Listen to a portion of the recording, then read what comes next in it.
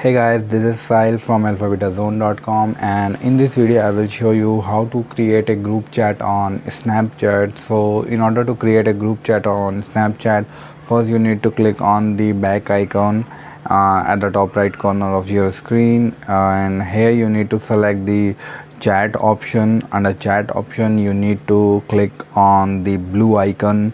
This is shown on the right corner of bottom, and here you need to select the people who want you in group chat. So I had selected two people, and then you need to choose the name of group chat. Like I had given the name of GO1, and you need to click on chat with group.